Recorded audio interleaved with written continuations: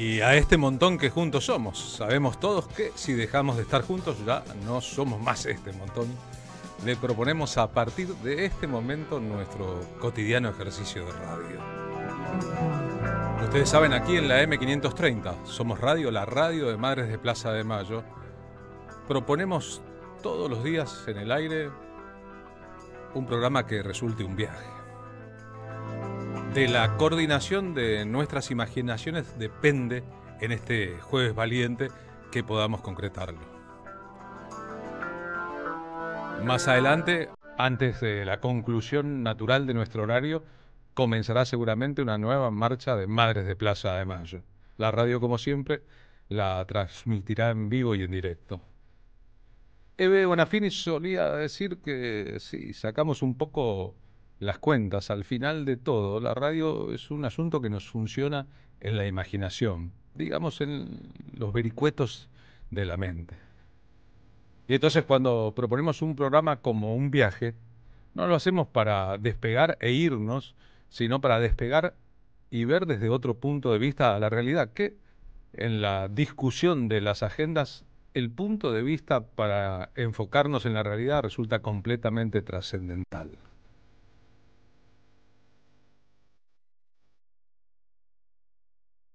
Programas que repliquen la agenda dominante, programas que se hagan cargo de esa agenda, hay a montones. Programas que se autoperciban como la posibilidad de un viaje compartido, no tanto si estamos orgullosos de llevar adelante esta iniciativa, de tratar de cambiar un poco el objetivo de por qué, para qué y con quiénes se hace un programa de radio.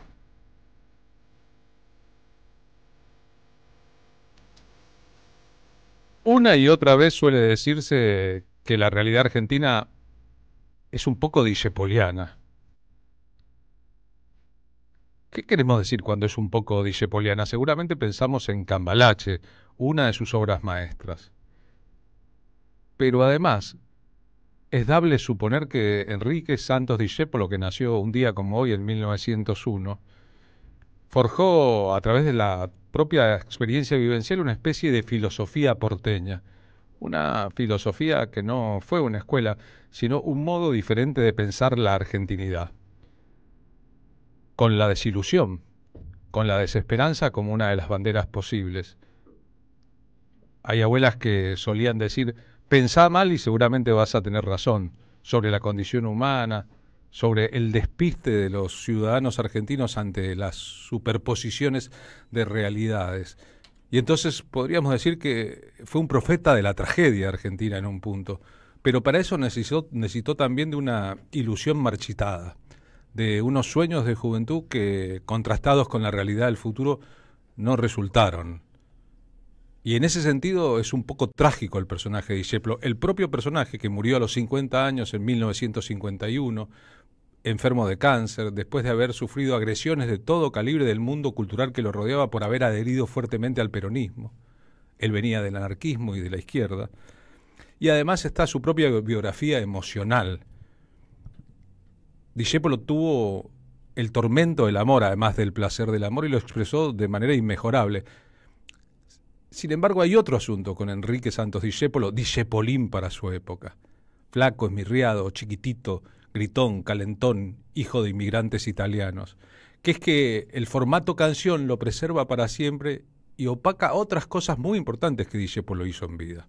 Fue un actor importante, fue un guionista importantísimo, fue director de muchas películas, fue protagonista de obras de teatro desde casi el principio de su vida, fue un militante de los derechos de autor a través de Sadaic, fue un hombre multiterreno que, sin embargo, mirado eso con el desarrollo del tiempo, tiene una figura que sufre este proceso. Las obras de teatro van esfumándose de acuerdo al paso del tiempo, son un fenómeno que se presenta en vivo.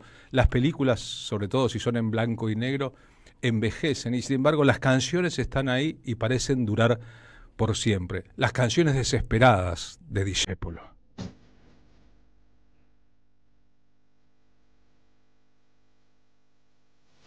El polaco Roberto Goyeneche. Canción desesperada.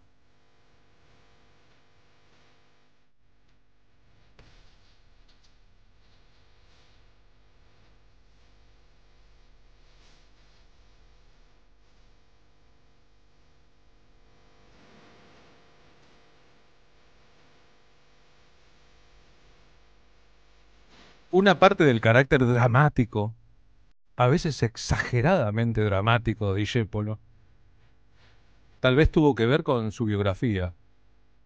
Sus padres murieron cuando él era chico, su hermano Armando Discépolo, uno de los grandes de la historia del teatro, fue su tutor, prácticamente lo crió en el mundo de las bambalinas.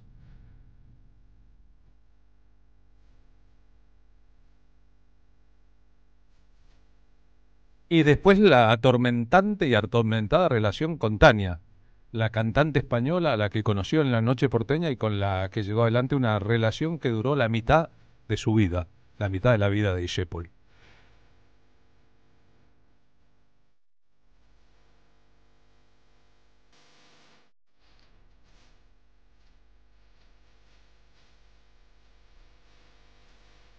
Estas preguntas retóricas de Discépolo, ¿dónde estaba Dios cuando te fuiste? ¿Por qué me enseñaron a amar? El diálogo con la naturaleza e incluso con lo sagrado de reproche de que no es cierto, de que nos prometen una felicidad que es dificilísima de alcanzar,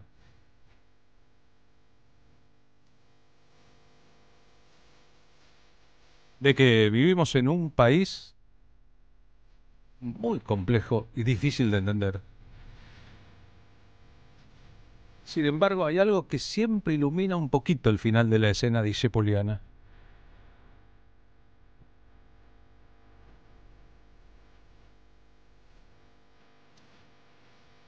La presunción de que a pesar de todo, a pesar de los pesares, vivimos un poco con la luz de la esperanza.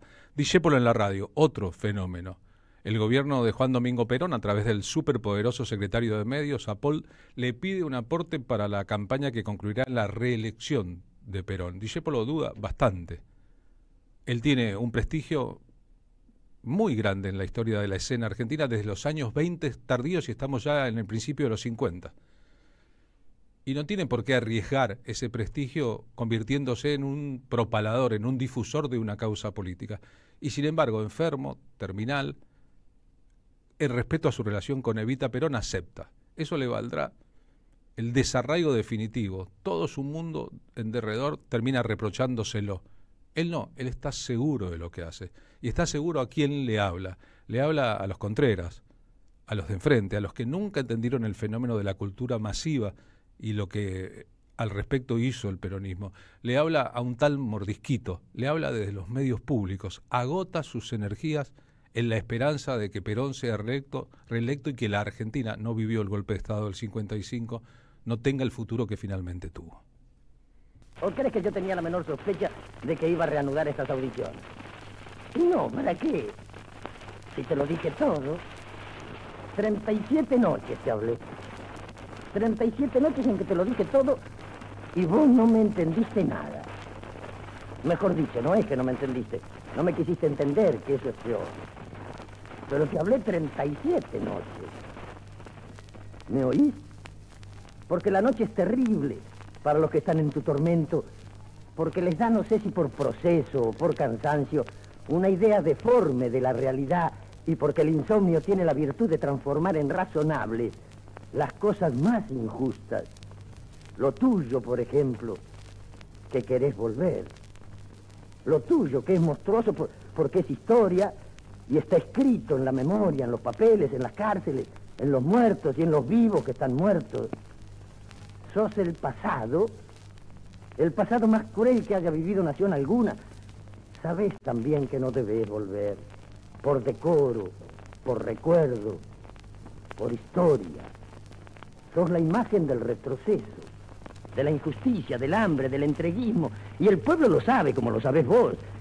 El pueblo sabe porque lo padeció, que venís de viejos partidos que nunca hicieron nada en beneficio del pueblo, que es la patria. Y que si alguno de los tuyos alguna vez intentó portarse bien y se cansó enseguida, fue solamente algún abuelo que se murió hace mucho. El pueblo sabe que vos sos nieto, que todos ustedes son nietos, que ninguno de ustedes hizo nada más que ser nieto, nieto de la plata y nieto de las ideas, que desde la muerte de ellos hasta la llegada de este gobierno, Hubo un vacío de dignidad y esfuerzo que vos debiste llenar y que como un criminal no cumpliste ninguna de las veces que se te dio el gobierno. Porque vos no sos una esperanza, ni una incógnita. Vos gobernaste. No una vez, varias veces, y mal. Gobernaste mal, infamemente. Y el pueblo lo sabe eso como sabe todo. Reconoce entonces que es mal negocio para un pueblo tu vuelta al poder, si para poder respetarte un poco ese pueblo tiene que pensar en tu abuelo. Mal negocio para un pueblo como este que está frente a un gobierno de asombro que le ha dado lo que ni Dios ni la madre le dieron en 1000 años. De un gobierno que ha puesto en marcha a la patria hacia un destino que nadie, nada más que él solo, puede conducir por una razón sencilla.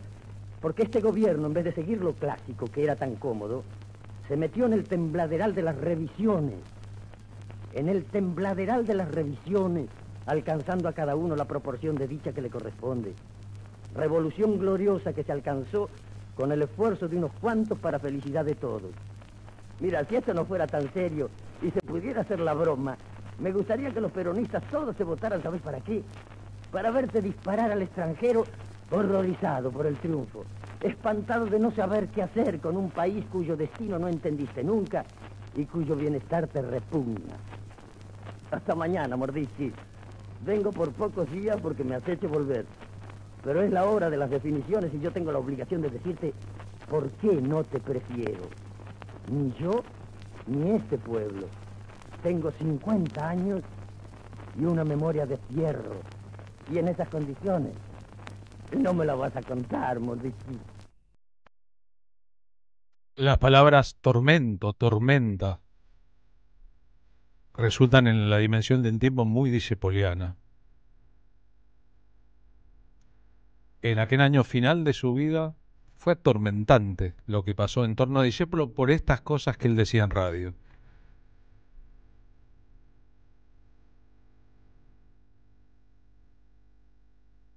Lidia Borda con Daniel Gottfried interpretando Tormenta.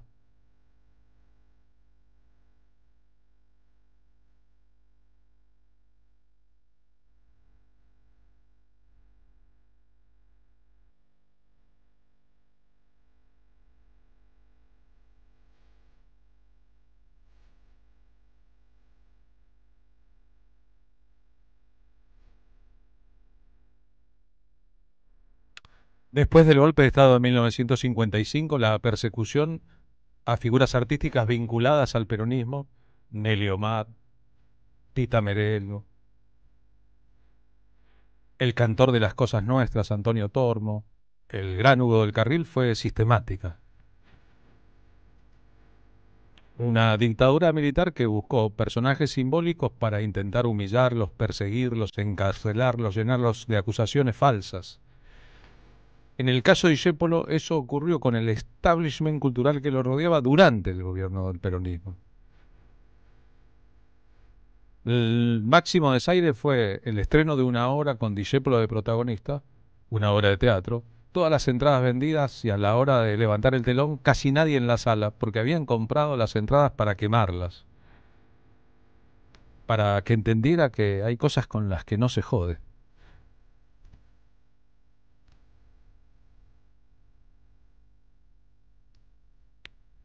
A lo mejor contando estas y otras cosas que tienen que ver de plano con su vida, con las tragedias personales, se entiende ese escepticismo,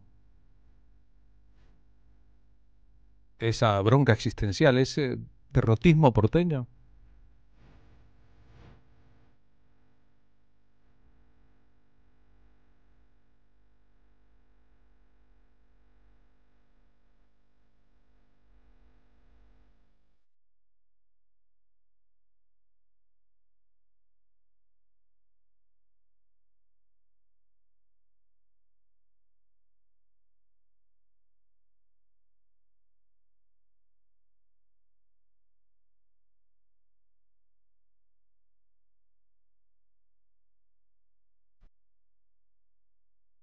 Discépolo, que había nacido el 27 de marzo de 1901, murió el 23 de diciembre del 51, bromeó en el lecho mortuorio cuando un médico lo atendió diciendo que tenía más años, tenía 50 que kilos, pesaba menos de 50, flaquísimo y esmirriado, comido por el cáncer que terminó devorándoselo.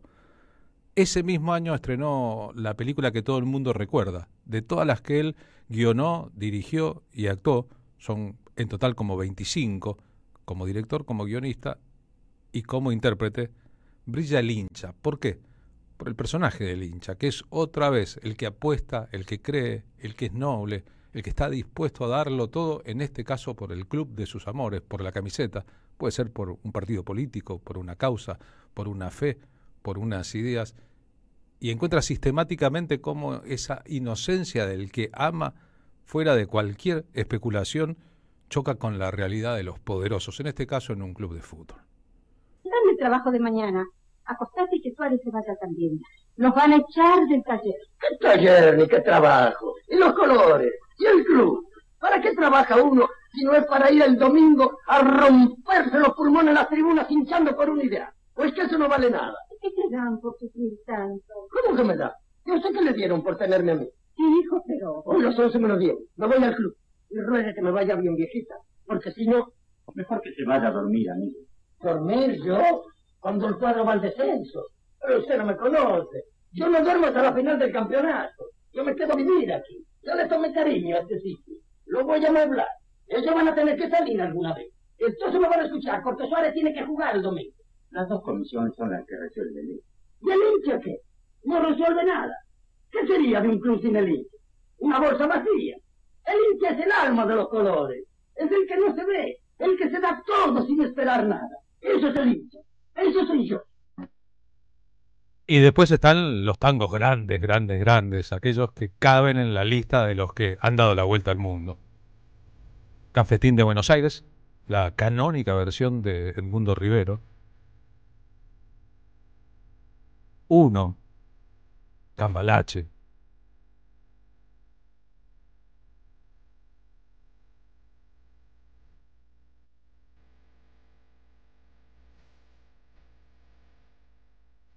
Hay un elemento más en el todo de Discépolo, en ese rompecabezas que hay que amar. Discépolo en radio, Discépolo en el teatro, Discépolo en el cine, Discépolo como letrista y también Discépolo como músico. Por ejemplo, Sueño de Juventud, un vals extraordinario, o Cambalache son letra y música de Discepolín.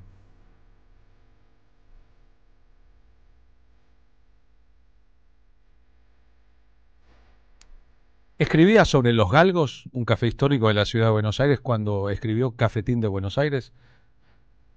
Como quiera que fuese, en ese cafetín histórico de Buenos Aires, en la avenida Callao, hay algunos elementos que muestran que Discépolo, Mansi y otros hombres de la época, está cercanos a ahí, cafeteaban en el lugar. Pero la idea del café porteño puede ser el bodegón porteño como una escuela filosófica, la escuela de la filosofía callejera,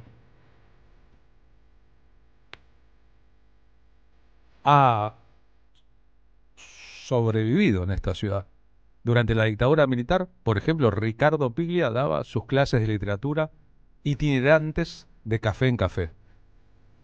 También lo hizo, pero con filosofía, el Juan José Sebrelli de entonces, no el del futuro. Es una costumbre muy de la ciudad de Buenos Aires decir, che, ¿nos juntamos a tomar un café? Eso significa varias otras cosas, no solamente el gusto por la cafeína. Discépolo lo captó hace mucho tiempo.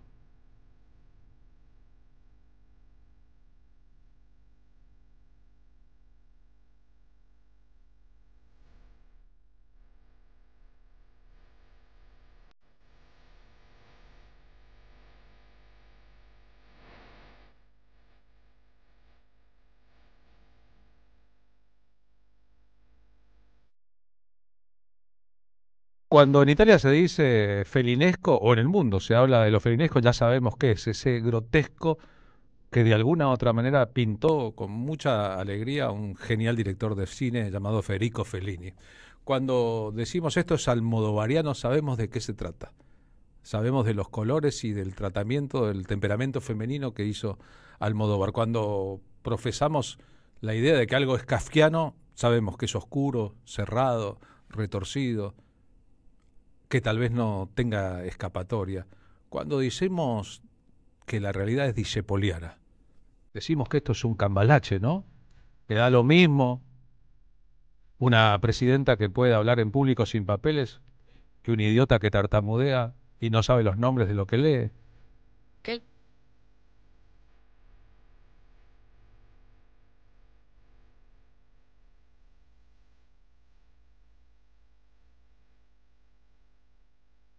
Queda igual una noticia de verdad que una fake news. El prestigio del periodismo se ha mezclado en el mismo lodazal en que terminó el prestigio de la justicia como institución.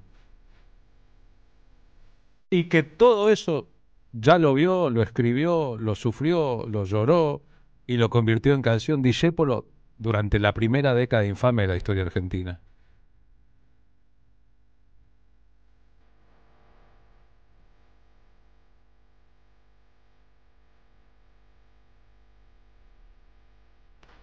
Tenían razón aquellas abuelas que decían, pensá mal sobre la condición humana, que vas a terminar acertando.